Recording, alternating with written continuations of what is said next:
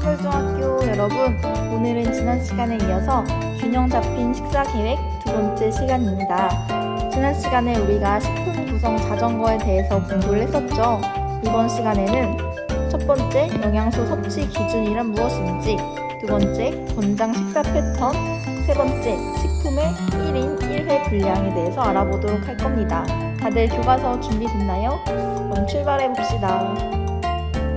자, 먼저 영양소 섭취 기준에 대해서 알아보도록 할 거예요.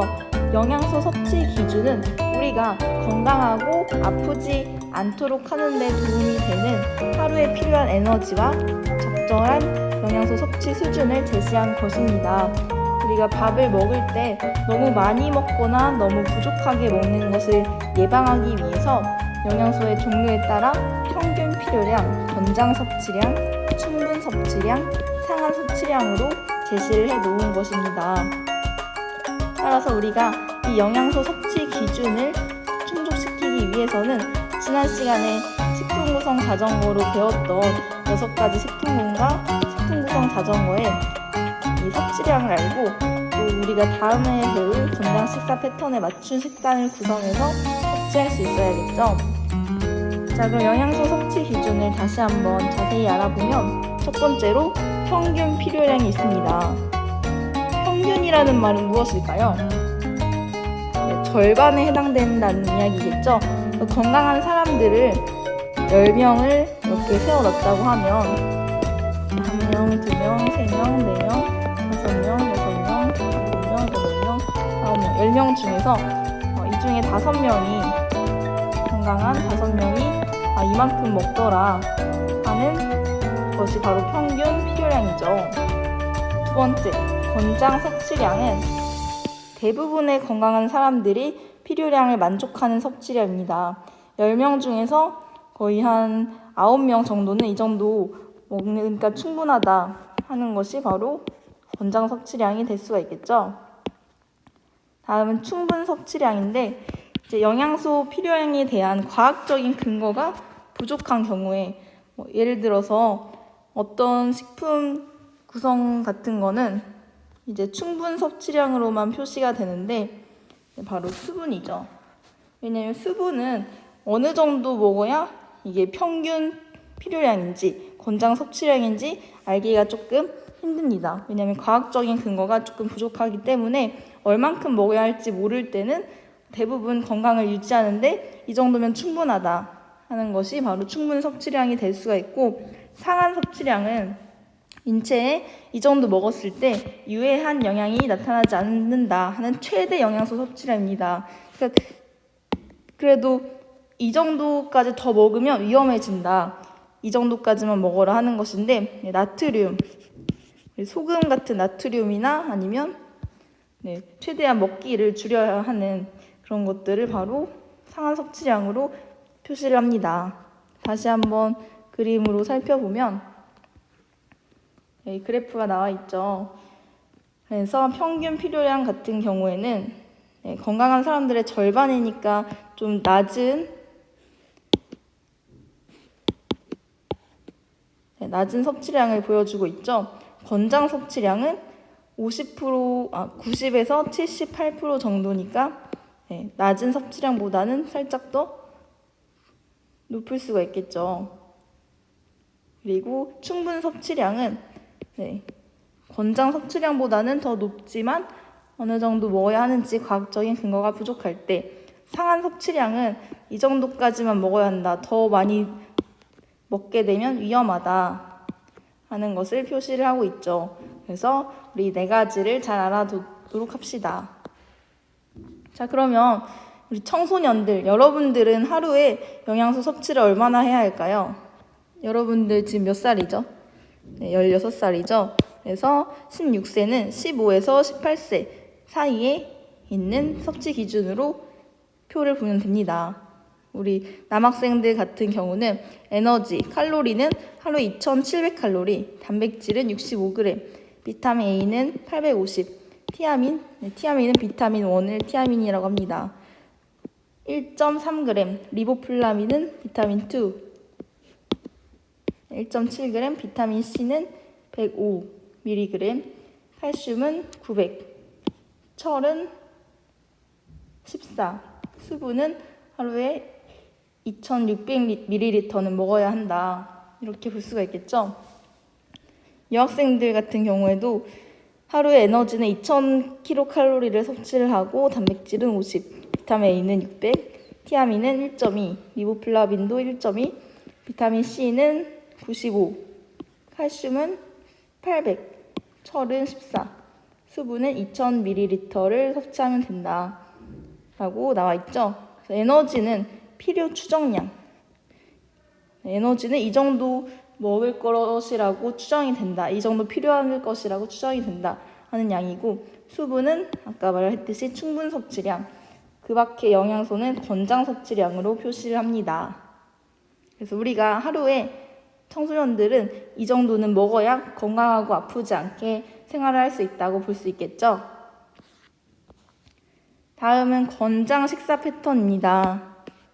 권장 식사 패턴은 영양 목표를 충족시키는 1일 식사 구성을 제시한 것인데, 1일 권장 영양소를 성별이나 연령별로 구분을 해서 식품의 1인 1회 분량을 권장 섭취 횟수로 제시한 것입니다. 그러니까 이 나이대에 어떤 성별은 어느 정도 먹어야 하는지를 1인 1회, 한 사람이 한 끼 먹을 분량을 횟수로 제시한 것이죠. 그래서 1일 권장 섭취 횟수, 권장 식사 패턴을 보면, 자, 아까 우리 16세 남학생과 여학생은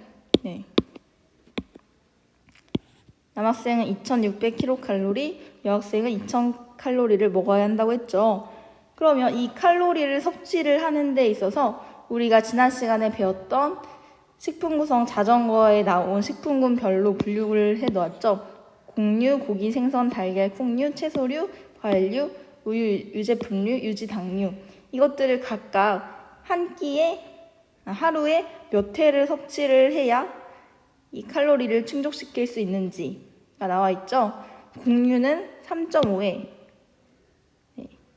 여자는 3회, 고기, 생선, 달걀, 콩류는 5.5회, 여자는 3.5회, 채소류는 8회, 그리고 여자는 7회, 과일류는 4회와 2회, 우유, 유제품류는 각각 2회, 유지당류는 8회와 6회 이렇게 나와 있습니다.